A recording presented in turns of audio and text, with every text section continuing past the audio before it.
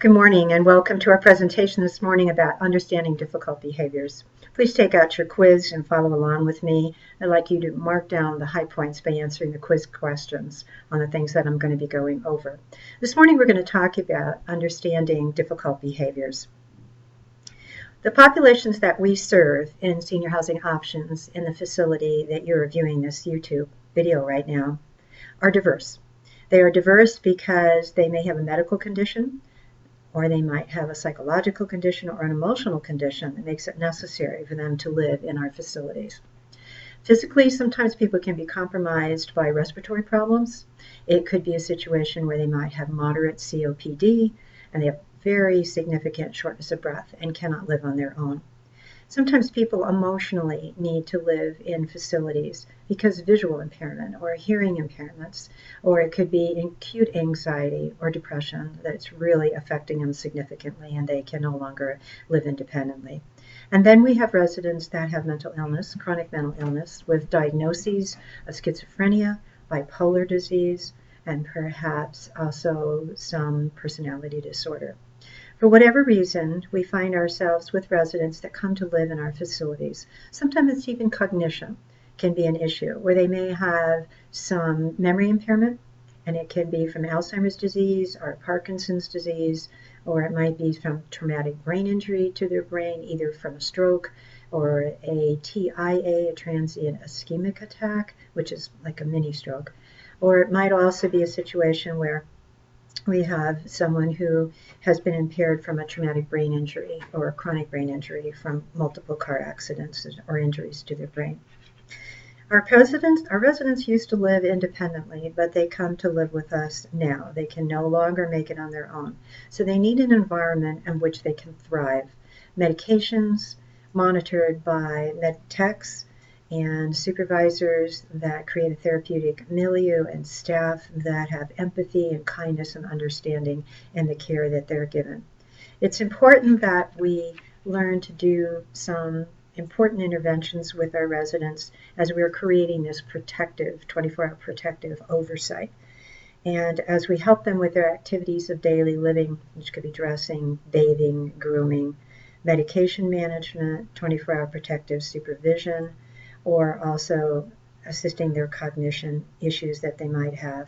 Staff need to learn how to listen, to carefully pick up the clues from the residents for what their needs are, treat them with respect, and treat them with kindness. A gentle and encouraging approach is the best way for us to be able to help a resident reach their optimum functioning. Behaviors can sometimes seem extremely inappropriate to us, and yet they can have meaning to the residents. And their behaviors can sometimes come about because of triggers, something in their environment, something in their body chemistry, in their brain, something might be triggering this behavior for the residents. And so we need to pay attention, be observant, and pick up on these triggers if we can. We've had residents sometimes be inappropriate, and they'll run by and kiss a staff member on their cheek because they appreciate them, or they think that they might be attractive. So that can be some sexually inappropriate behaviors from times that we may have to put healthy limits with residents and say, no, you can't do that, and that's not appropriate. It's not able to occur. We've had residents who might have cut themselves shaving, and they'll get blood on a Kleenex, and then they may burn it in their room because they're trying to get rid of the blood. So it doesn't make sense to us, but it makes sense to the residents. These are just some examples of some inappropriate behaviors that occasionally can occur. Sometimes we hear residents make inappropriate verbal comments where they might say the Martians have landed, or that they feel as if there's blood all over their room, or blood all over their hands, and we look at their hands and there's no blood, and we look in their room and there's no blood. But these delusions are very real to them. They believe that, they see that. There's a wonderful movie out there that I would really encourage you to get from Netflix, and it is called A Beautiful Mind. The main actor is Russell Crowe, and he plays a schizophrenic gentleman, and you really begin to understand how really real, how true these delusions are for the people who suffer for them. The voices that they hear and the visual things that they see are very real to them. so real to them that sometimes they even have to ask someone else that's with them, do you see that person? Do you hear that person? And they'll ask for that validation. And you can actually see that occurring in the movie because it is so real to them. Decompensating behaviors create increased anxiety for residents. They're afraid of them. They don't want to hear the voices. They don't want to see the delusions, but they still do. So they need medication to be able to quiet down the delusions, and they need medication to be able to help the neurotransmitters in their brain to be able to reduce the anxiety and the fear that goes along with those delusions. Often residents are going to be coming to us and asking us for PRN medications that their doctors may order for them, their psychiatrists. And the PRN medications are going to be there at their request so that they can come up and say, you know, the voices are really, really loud today. I'm really having a hard time. I really need you to give me the PRN medication if you could. And that allows us to be able to give it to them as they need to be able to reduce those hallucinations. It's important that you chart these things. We have progress notes that we need this charted on, and we need you to be sure that you make out incident reports so management knows that a particular client might be struggling for a day or a week or a couple weeks at a time. Be sure that you include that report so that your team members are being aware as they come onto the evening and night shift. Somebody's having a hard time. So be sure that you include that in report, and be sure that you document that in progress notes and make out incident reports so management can continue to track some of these behaviors and stay on top of them and do that. Try to take the residents seriously. Listen to them. Respond to them. Have empathy. Don't reinforce the delusion that you don't see. No, I don't see blood on your hands, and I don't see blood all over the walls. That will help them to recognize that they are having a delusion, no matter how real that it might seem to them. It's important that you slow down in your day. Don't be so busy that you can't stop for a resident who might need your help. We had a situation occur in one of our buildings where a resident was very depressed. The staff member recognized it. She stopped and said to him, let's go out and have a cigarette together. You seem really sad today. And in the process of taking 5 minutes away from her very busy med pass, she was able to recognize that that resident was in distress. He admitted to her that he had a suicide plan, and he had a weapon, and he had intent. And that would have been a catastrophe for that resident, for that family, for that staff, and for everybody in that building. But that individual med tech, that QMAP as we call them, was able to slow down, pay attention to the resident, give him appropriate intervention, and to help him to get the help that he needed to avert that. You have a handout that talks about recognizing triggers for people who are having inappropriate behaviors. The acronym is SOLVED, S-O-L-V-E-D, SOLVED. And SOLVED is good because it helps you to remember to run through possible triggers that could be creating somebody's behavior. The S stands for SAD. Somebody's just depressed and just sad, is a story that I told you just a minute ago. We need to recognize that. They need to get into their psychiatrists and physicians. Medication might need to be managed so we can get somebody back on a good course, on a more positive course. O stands for open mind. Residents may tell you some very strange and bizarre things. Martians have landed. I have aliens in my room. They sometimes have sexual fantasies of having sex with famous figures. Keep an open mind about it. It's important we don't laugh at them and we don't get the giggles, but we take them seriously and we listen to them so that we can try to help them to work through unrealistic beliefs. Listening is so critical. We should do less talking, and we should allow the resident to do 75% of the talking. If you're really going to get in their mind and really understand what they're going through, it is really critical that we listen and develop good listening skills to do that. Vital signs are a critical part of our observation and assessment. If you are not taking vital signs for the residents, how can you know what might be medically going on creating this issue? I want you to take their pulse. I want you to put on the pulse oximetries. I want to find out if somebody's oxygen level is very low. I want to know if they're at 75, 78, 80, 85, because some very inappropriate behaviors can occur strictly because somebody's oxygen level is too low to compensate and get blood flow up to their brain with oxygen for their brain. So it's really critical that we do pulse oximetries on people. Also take a blood pressure. Make sure you get a blood pressure. Use a wrist device or use the anticubital devices, but get a blood pressure. And let's find out if their blood pressure is down in the 90s or the 80s or the 70s. Residents can be acting very inappropriate when they really are in a shocky situation where they're not having an adequate systolic blood pressure to keep the oxygen and the circulation up for their brain. Extreme pain can take all of us and humble us. Extreme pain on a scale from 1 to 10, 1 being a little, 10 being a lot of pain, can really have someone really at the edge of their seat, angry, irritable, acting out, yelling profanity, really having a very, very, very, very short fuse. And that can be strictly because of the fact that they're having extreme pain.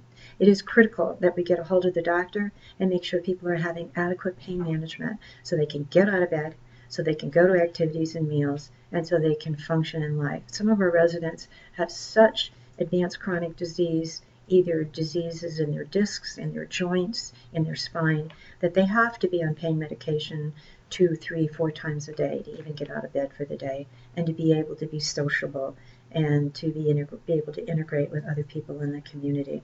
So let's be sure that extreme pain is not something that our clients are going through that we haven't picked up on. Some of our residents have dementia, and their dementia can come from different causes. It could be Parkinson's disease, it could be Alzheimer's disease, it could be some dementia from a stroke, some decreased circulation in their brain from vascular dementia. It could be also some traumatic brain injury in their past or chronic brain injury if there have been more than one episode in their lives that have caused that problem for them. So our residents that have dementia are going to need our tenderness and our gentleness.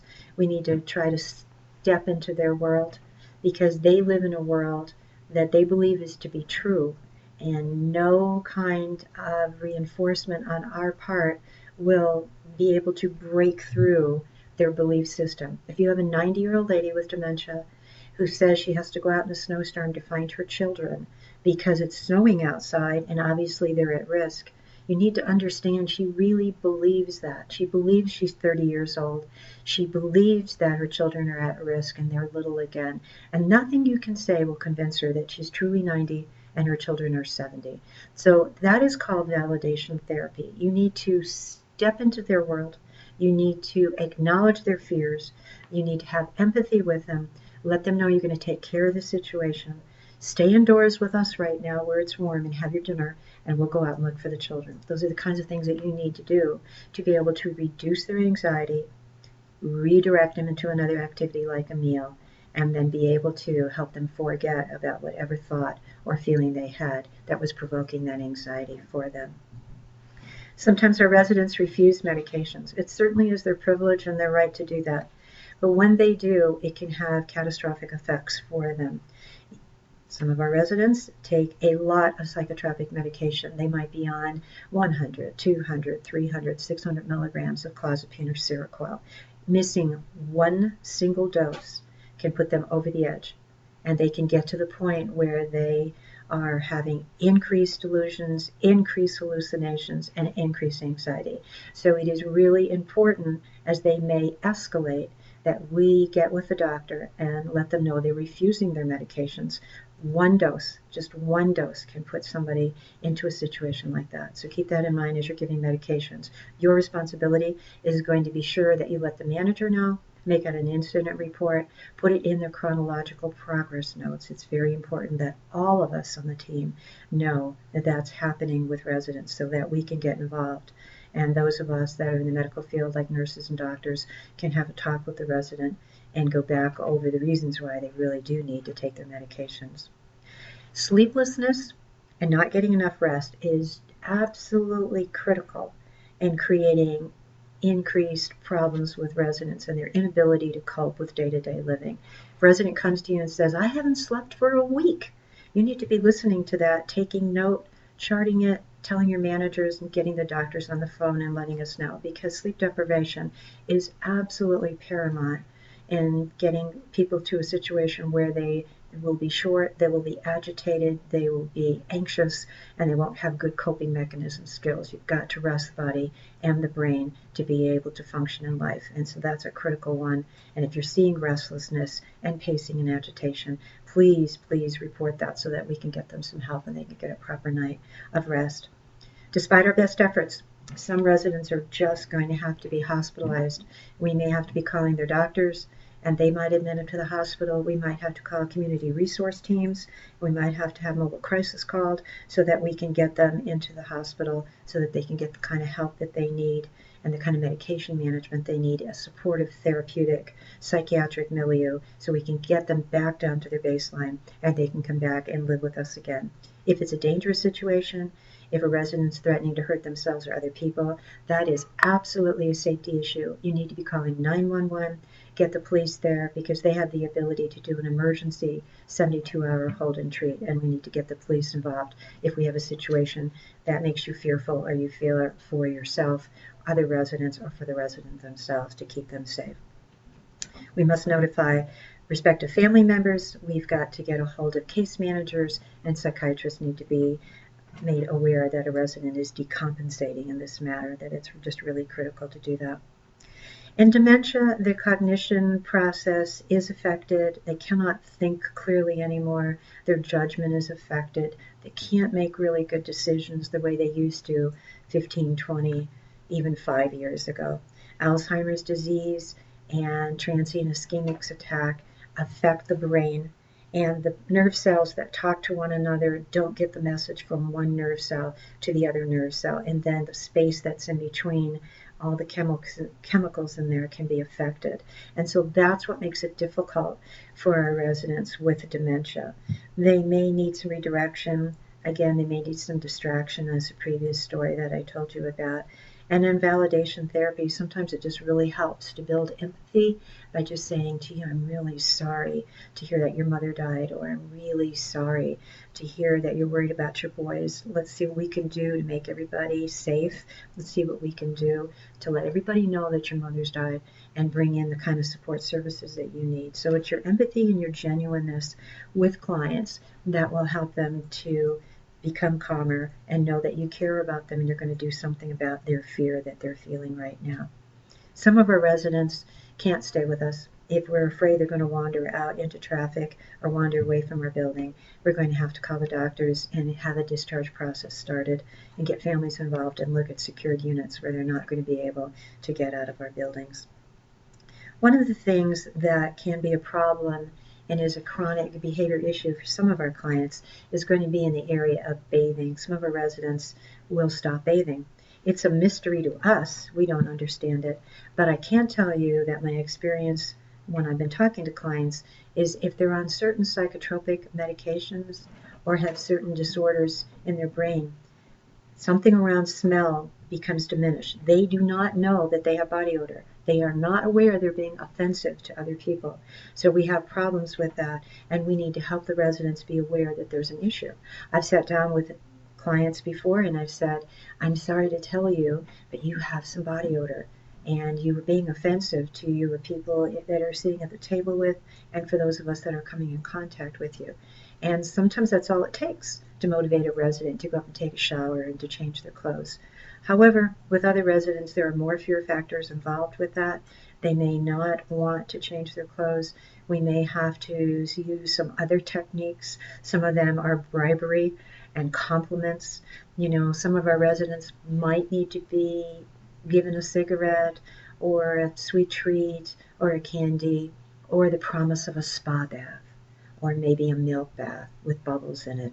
Anything we can do to get them to get into the bath and to change their clothing and to get freshened up a little bit. Any way we can motivate them to do that should be our ultimate goal when trying to help residents to stay clean and kempt, beards cut and looking clean, hair cut and not too long and disheveled. So those kinds of things that we can do for them can be extremely helpful. So we need to try and do that to the best of our ability to encourage them to look good and to smell good and to feel good about who they are.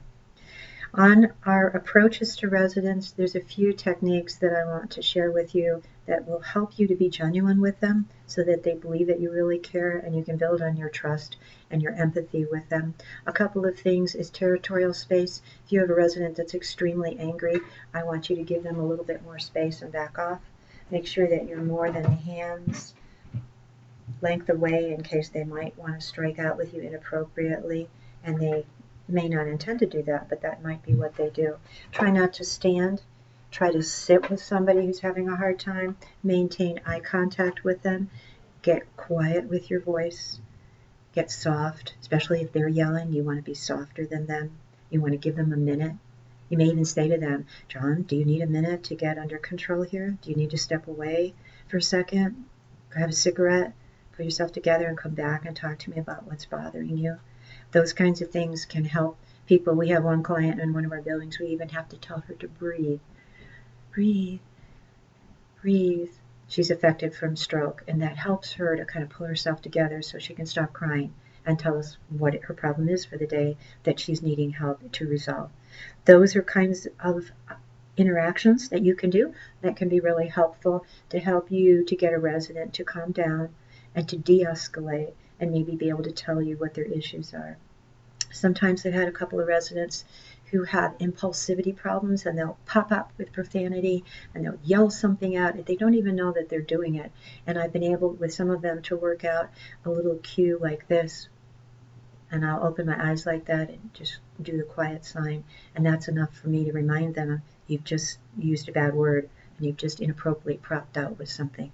And that's our little signal that we've developed between the two of us to help them to bring their behaviors back down and become more appropriate in the environment where they find themselves. Don't forget that we are human, and sometimes we just have reached the end of our rope. When someone comes to you for the 50th time on your shift and asks you when dinner is and when their family's coming, you may just have worn yourself down to a frazzle. Don't be afraid to step away. Don't be afraid to call for help and have somebody come over and relieve you for a minute. Get away from the residents. Do whatever you need to do to rejuvenate your batteries to help you stay in control, because they're depending on us. We have to be able to be there for them. We have to be able to be responsive for them, and we have to be able to help them to pull themselves back together again. So do whatever you need to do to help yourself. That includes asking for help. That includes stepping away. That includes having a deep breath, and sometimes even asking a resident, I need 5 minutes. I need 5 minutes to try to pull myself together and to think about that. And there's nothing wrong with that. You're being really honest with the resident, and they appreciate our genuineness and our empathy in trying to help them to deal with what they're having problems with. Also reinforce for them that you don't see what they see and you don't hear what they hear, unless of course it's Alzheimer's disease, and at that point I neither confirm nor deny. I just go on the emotion that they're feeling and the fear. But for our clients with chronic mental illness, they need to know from you that's not a real delusion. There really isn't blood on the wall. There really isn't a little child in trouble. And there isn't someone under the bed.